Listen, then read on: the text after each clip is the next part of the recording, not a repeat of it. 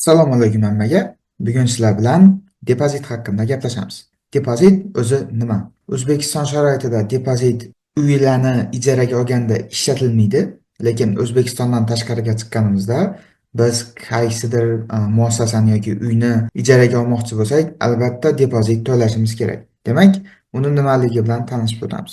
Ijara depoziti yoki garov depoziti sifatida ham yuritiladi.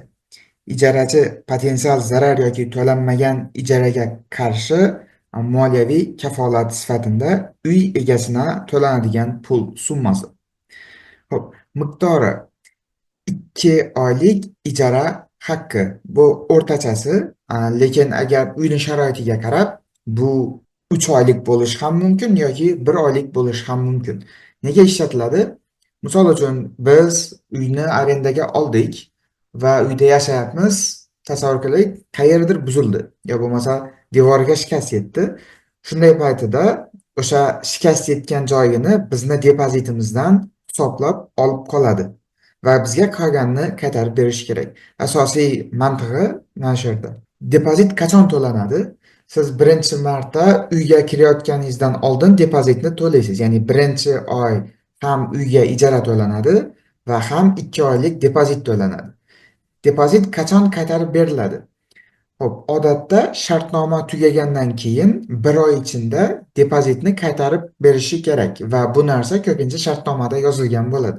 Depozitni qaytarib berish uchun odatda Italiyada landlordga ofitsialniy xat yozish kerak. Xo'p, qanday yoziladi? Pochtadan pochta orqali xat yuboriladi. 6 oy oldin yoki 1 oy oldin bu narsa shartnomada belgilangan bo'ladi va uyning egasi bilan siz shartnomada bu narsani kelishib olasiz. Nega bu ishni qilish kerak? Chunki uyning egasi biz uydan chiqib ketayotganimizdan keyin bizni o'rnimizga alternativ yana bir boshqa ijarachilarni topib qo'yishi uchun vaqt kerak bo'ladi. O'shaning uchun oldindan yuborish kerak bo'ladi xatni chiqib ketmasdan oldin.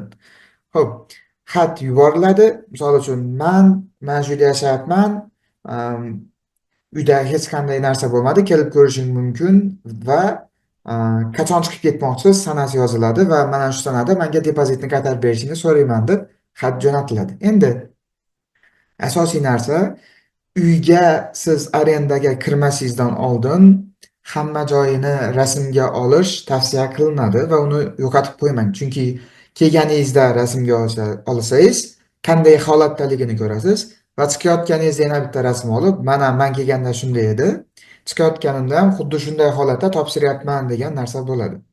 Bu videoni Italiyaga kelayotgan yo bo'lmasa Yevropaga o'qishga kelayotgan tanishingizga yuboring, albatta foydali bo'ladi. Rahmat.